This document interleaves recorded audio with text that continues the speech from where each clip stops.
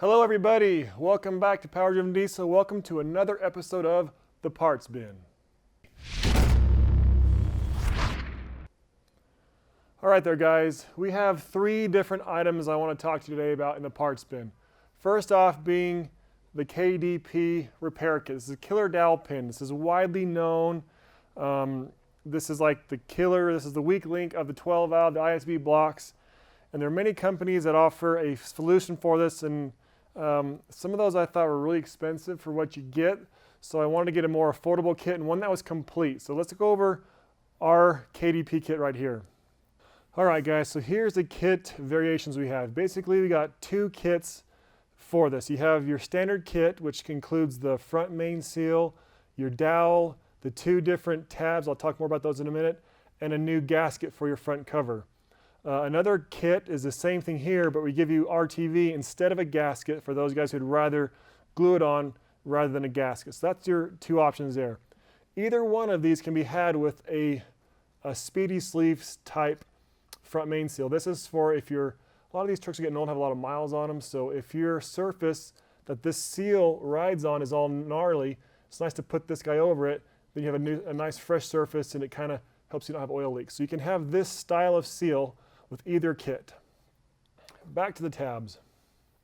Why do we have two tabs? I've actually not seen this in many kits. I'm sure they're out there, but I haven't seen them. So there are different styles of gear cases out there. This here is a 24 valve Cummins gear case, and this one here is a 12 valve Cummins gear case. And you'll notice this is where the killer dowel pin is, this hole right here, the very corner. This is where the dowel pin comes out, drops in, causes all kind of havoc. So on this style case, you're going to need a flat tab to cover this up so the little dowel cannot fall out.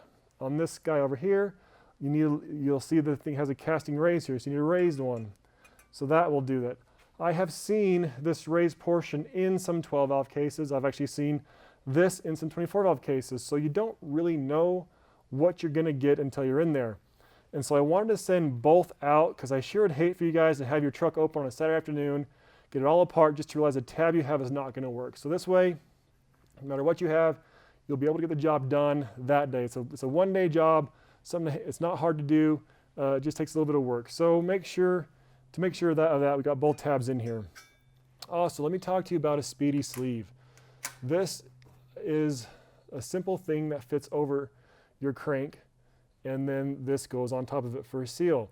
To install this guy, I like to use a little bit of green Loctite, it's a sleeve retainer, and just get it on there and just kind of square. And then I use my dampener, put my dampener on it, and just tighten the bolts, around and around and around, just kind of work this thing down flat. You don't have to beat on this or hit it. Your dampener will act as a press.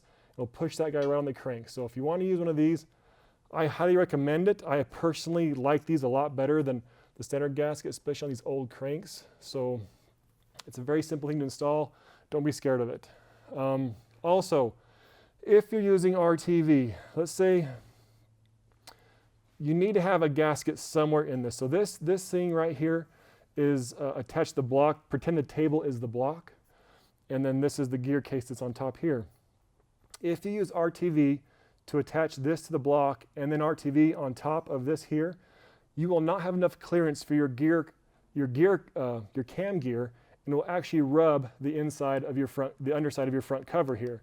So you have to have a gasket somewhere. So if you have replaced your gear case sometime in your life and you did not use a gasket behind it, make sure you use a gasket here because you need that extra clearance. So you gotta have a gasket somewhere, otherwise you're gonna have a clearance issue. So make sure you just have a gasket somewhere. If you're not sure about it, get the gasket. That way you're not gonna have any issues with a clearance problem.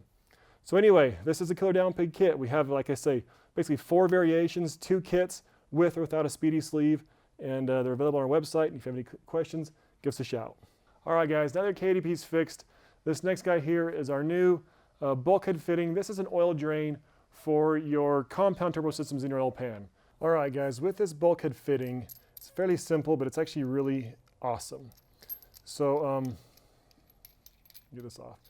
So you drill a hole in your pan. You'll see this has an O-ring seal. This is on the inside of your pan, this oil side, and this is going to be on the inside of your pan facing outward. To drill your hole, be careful. A lot of guys would be wanting to use a step bit.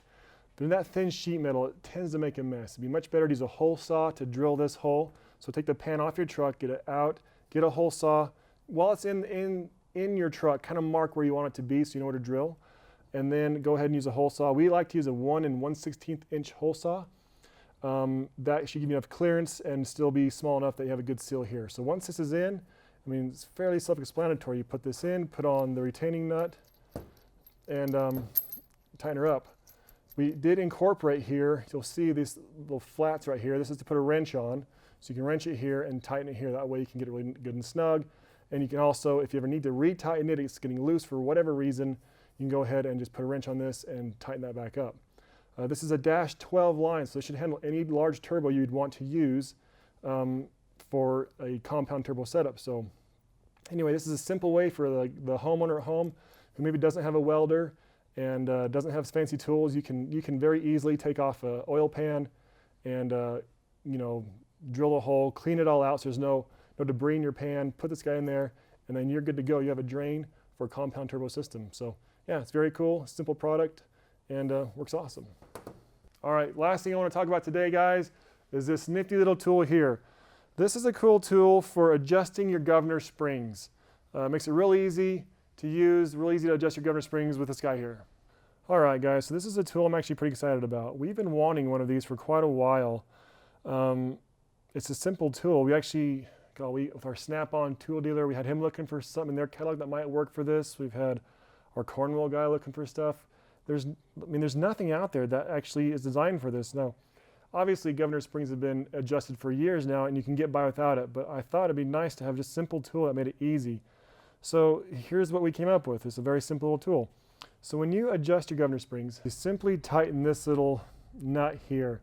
If you've read online, or you've probably heard like go 3 hard clicks or 2 hard clicks, some people will measure protrusion of this little stud right here relative to your springs. And so there's different ways to do it, but very typical people say, if your idle's weak, back it off a click. If you don't have feeling high enough, do another click. And so the problem is you got to get on both sides of this little stud here. And so, people will take a bladed screwdriver and die grind it out or do whatever just to make something like that. That's all you got to make. So with this, you can simply get in there, make your turns.